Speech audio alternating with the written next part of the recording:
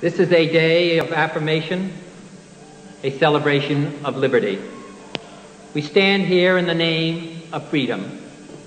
At the heart of that Western freedom and democracy is the belief that the individual man, the child of God, is the touchstone of value, and all society, all groups and states exist for that person's benefit.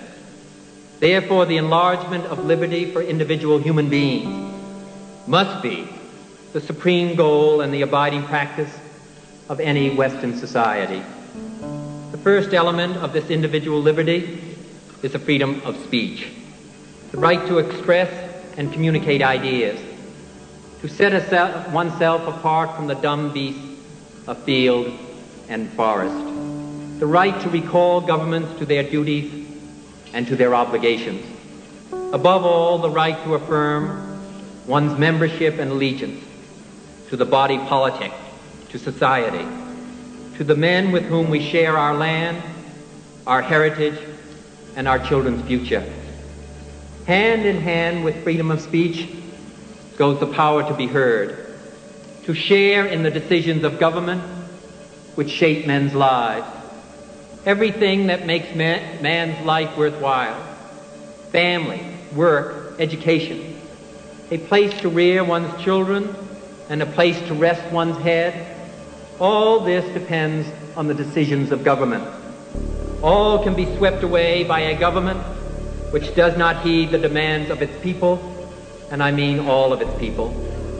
Therefore, this essential humanity of man can be protected and preserved only where government must answer, not just to the wealthy, not just to those of a particular religion, not just to those of a particular race, but to all of the people.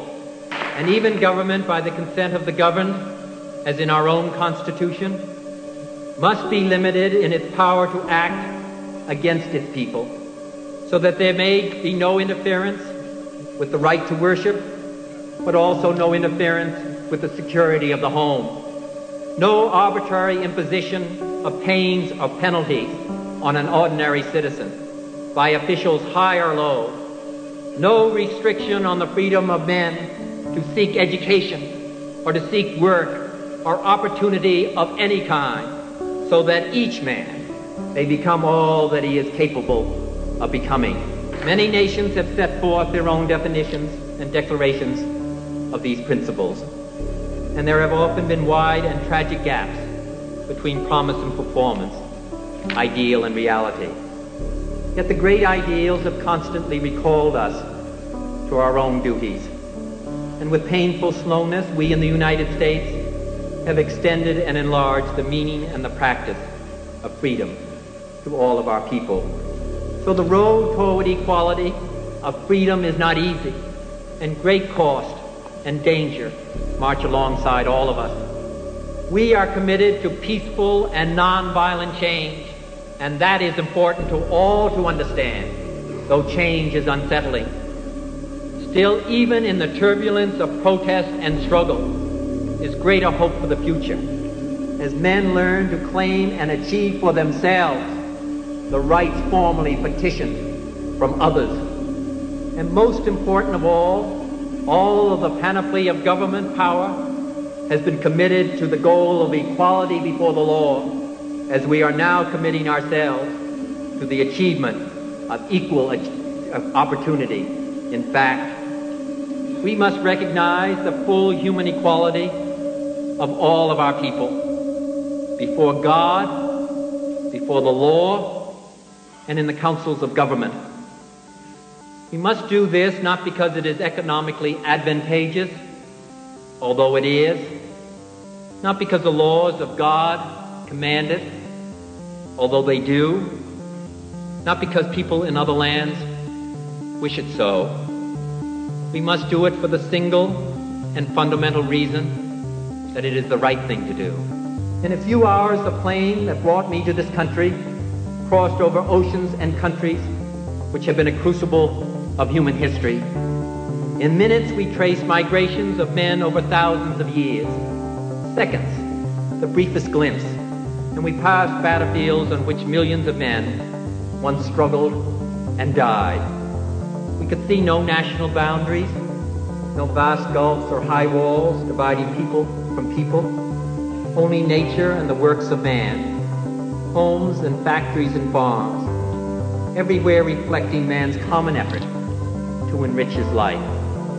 Everywhere new technology and communications brings men and nations closer together.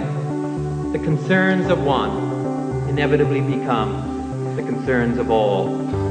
And our new closeness is stripping away the false masks, the illusion of differences, which is the root of injustice and of hate and of war.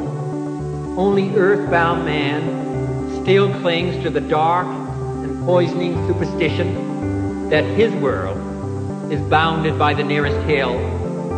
His universe ends at river shore. His common humanity is enclosed in the tight circle of those who share his town or his views and the color of his skin. There is discrimination in this world, and slavery and slaughter and starvation. Governments repress their people. Millions are trapped in poverty, while the nation grows rich and wealth is lavished on armaments everywhere. These are differing evils, but they are the common works of man. They reflect the imperfection of human justice, the inadequacy of human compassion, our lack of sensibility towards the suffering of our fellows. But we can perhaps remember, even if only for a time, that those who live with us are our brothers, that they share with us the same short moment of life, that they seek, as we do, nothing but the chance to live out their lives in purpose and happiness, winning what satisfaction and fulfillment they can. Surely this bond of common faith, this bond of common goal, can begin to teach us something. Surely we can learn, at least, to look at those around us as fellow men. And surely we can begin to work a little harder to bind up the wounds among us and to become in our own hearts brothers and countrymen once again. The answer is to rely on youth, not a time of life but a state of mind, a temper of the will, a quality of imagination, a predominance of courage over timidity, of the appetite for adventure over the love of ease. The cruelties and obstacles of this swiftly changing planet will not yield to the obsolete dogmas and outworn slogans. They cannot be moved by those who cling to a present that is already dying, who prefer the illusion of security to the excitement and danger that come with even the most peaceful progress.